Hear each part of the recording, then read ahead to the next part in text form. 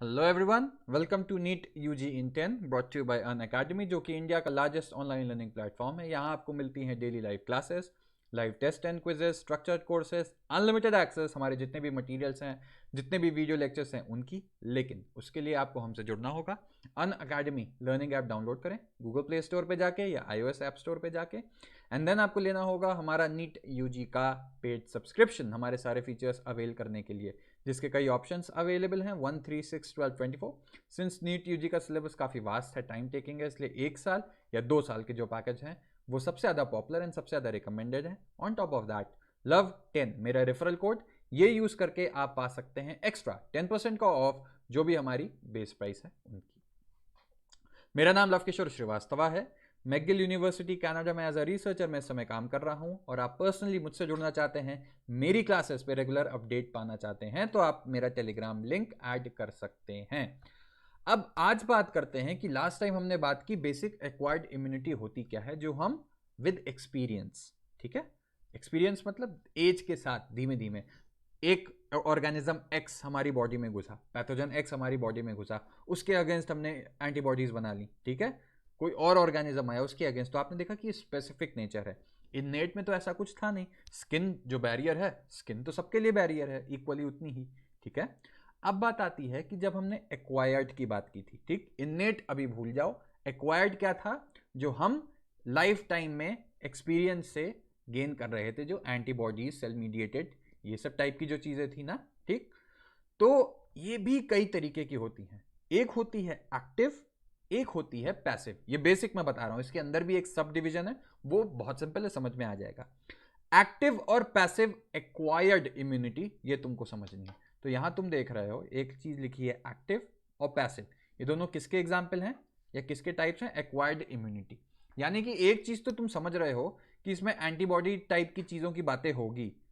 तो active acquired immunity क्या है और पैसिव एक्वायर्ड इम्यूनिटी क्या है? बेसिक डिफरेंस मैं अभी बता देता हूं। एक्टिव में हमारी बॉडी बनाती है खुद, ठीक है, हमारी बॉडी खुद बनाएगी एंटीबॉडीज, ठीक। पैसिव इम्यूनिटी में क्या होता है?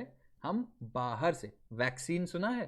वैक्सीन क्या होती है? वैक्सीन कुछ नहीं होती, ये एंटीबॉडीज ही होती हैं, ठीक है। बेसिकली अगर वैक्सीन हम बॉडी में एज सच ला के डाल दे रहे हैं, वैक्सीन यानी कि, अब वैक्सीन भी कई तरीके की होती हैं। इन सिंपल वर्ड्स अगर मैं बोलूं कि बाहर से हम कहीं से एंटीबॉडी लाए, ठीक है, किसी एक ऑर्गेनिज्म में एंटीबॉडी बना लिए, वहां से हम एंटीबॉडी उठा के लाए और डाल दिए एक पेशेंट में, तो उसकी पेशेंट की बॉडी तो बना नहीं रही है ना, एंटीबॉडी बाहर से लाए हम डाल दिए, वो पैसिव हो गई।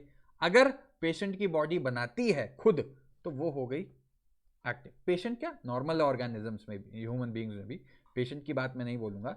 तो सिंपल वर्ड में अगर हमारी बॉडी खुद बना रही है तो वो है एक्टिव, बाहर से हम एंटीबॉडी डाल रहे हैं तो वो हुई पैसिव, ठीक है। अच्छा, अब बात आ गई, तो एक्टिव इम्यूनिटी में आपको बता दिया कि होस्ट, होस्ट मतलब जिसके अंदर हम बात कर रहे हैं, जो रेफरेंस पॉइंट है, जब वो एंटीजन से एक्सपोज होगा। एंटीजन क्या है? जो भी पैथोजन का पार्ट जो इम्यून रिस्पॉन्स जनरेट कराता है, उसको हम एंटीजन बोलेंगे, ठीक है। क्या क्या हो सकते हैं वो पता ही है तुम्हें, माइक्रोब्स हो गए, अदर प्रोटीन्स हो गई, ठीक। तो क्या होता है कि antibodies are produced in the host body, ये आपको बता दिया। होस्ट की बॉडी में एंटीबॉडीज प्रोड्यूस हो रही हैं, बाहर से कहीं नहीं आई, तो इसको हम बोलेंगे एक्टिव इम्यूनिटी, ठीक है। तो एक्टिव इम्यूनिटी क्या है?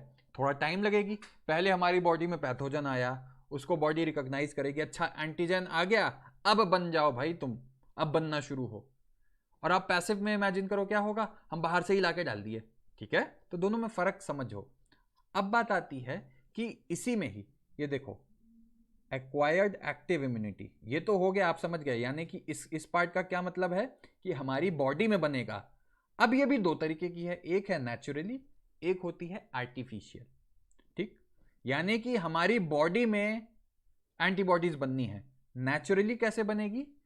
जब भी एक पर्सन जो है अपने आप नेचुरली, हमारे अंदर मान लो एक एंटीजन आ गया, किसी बैक्टीरिया ने अटैक कर दिया, तो उसके अगेंस्ट एंटीबॉडी बनेगी, तो वो नेचुरली बन रही है।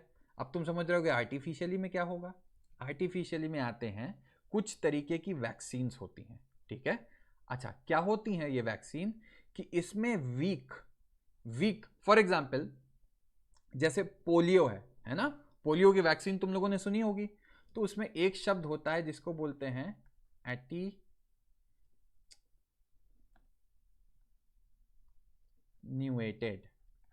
एटीन्यूएटेड मतलब वीक जर्म समझ लो, जर्म तो नहीं एग्जैक्टली पर समझाने के लिए मैं बता रहा हूं कि ये जो भी माइक्रोब आया, जर्म के सेंटेंस में समझ लो, माइक्रोब आया पोलियो के केस में, पोलियोमाइलाइटिस वायरस होता है, तो ये वायरस जो है इसको हमने कमजोर बना दिया। कैसे कमजोर बना दिया वो छोड़ दो, उससे मतलब नहीं है जानने की।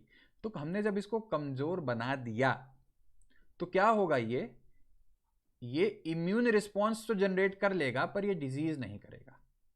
ठीक है, अब देखो, अब मैं समझ रहा हूँ कि कंफ्यूज हो रहोगे। पोलियो में दो चीज हो गई, एक चीज होती है जो एंटीजन वाला पार्ट होगा उसका, एक चीज होगा जो डिजीज वाला पार्ट होगा। ठीक, एंटीजन क्या करेगी, एंटीबॉडी बना देगी। ठीक, तो हमने इस पोलियो वायरस में एंटीजन को नहीं छुआ, लेकिन इसका डिजीज वाला पार्ट था, इसको हटा दिया, कमजोर कर दिया, ऐसा कमजोर कर दिया कि वो डिजीज नहीं कर पाएगा।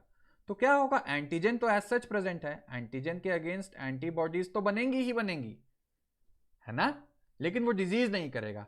तो इस केस में क्या समझा तुमने कि अब आगे मान लो बच्चों को पोलियो की ये वैक्सीन दी जाती है, तो मान लो वैक्सीन क्या हुई, यहां पे कुछ नहीं, लाइव, ये देखो लिखा है ना, वीकेंड और डेड ऑर्गेनिज्म और देयर टॉक्सिन्स, या उनका कोई टॉक्सिक प्रोडक्ट।